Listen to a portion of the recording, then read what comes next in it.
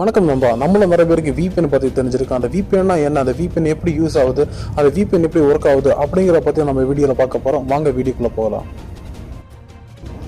VPNோட full form என்னென்னு பார்த்தீங்கன்னா virtual private network. இந்த அப்ளிகேஷன் என்ன பண்ணுது அப்படின்னா, நம்ம நாட்டோட IP அட்ரஸை மறைச்சு வேறொரு நாட்டோட IP அட்ரஸ் நமக்கு கொடுத்து நம்ம நாட்டில் பிளாக் பண்ணப்பட்ட வீடியோக்களையோ அப்ளிகேஷனையோ நமக்கு பார்க்குறதுக்கு உதவி பண்ணுறது தான் இந்த அப்ளிகேஷனோட வேலை.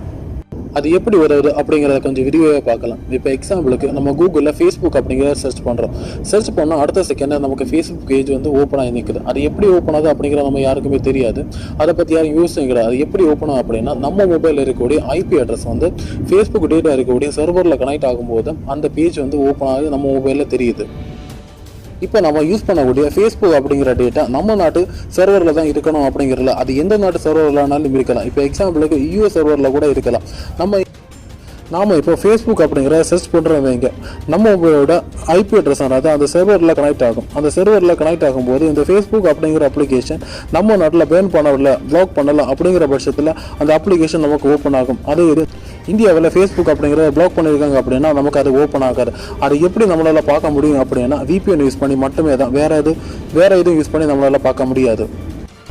இதுக்காக தான் VPN யூஸ் பண்ணப்படுது. இந்த VPN என்ன பண்ணுதுன்னா, நம்ம நாட்டோட IP அட்ரஸை மறைச்சு ஃபேஸ்புக் பேன் பண்ணப்படாத, பிளாக் பண்ணப்படாத வேறொரு நாட்டோட IP அட்ரஸை நம்ம மொபைலில் கொடுக்குறதுனால நம்ம மொபைல் வழியாகவே நம்ம ஃபேஸ்புக் அப்படிங்கிறத ஓப்பன் பண்ண முடியும்.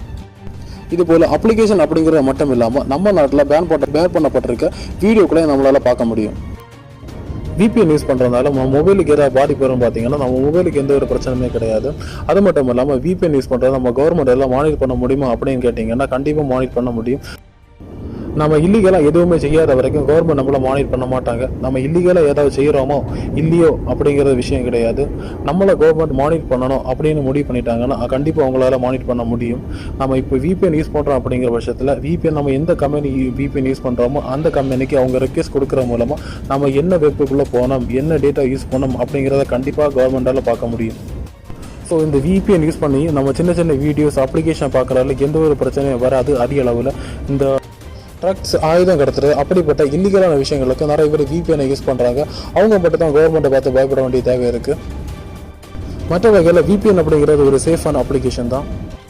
VPN பற்றி தெரியாதவங்களுக்கு இந்த தகவல் பயனுள்ளதாக இருக்குன்னு நம்புகிறோம். மேலும் இந்த வீடியோ உங்களுக்கு பிடிச்சிருந்தா கண்டிப்பாக லைக் பண்ணுங்கள், கமெண்ட் பண்ணுங்கள், ஷேர் பண்ணுங்கள். மறக்காமல் நம்ம சேனலை சப்ஸ்கிரைப் பண்ணி பெல் ஐக்கானை கிளிக் பண்ணுங்கள். நன்றி.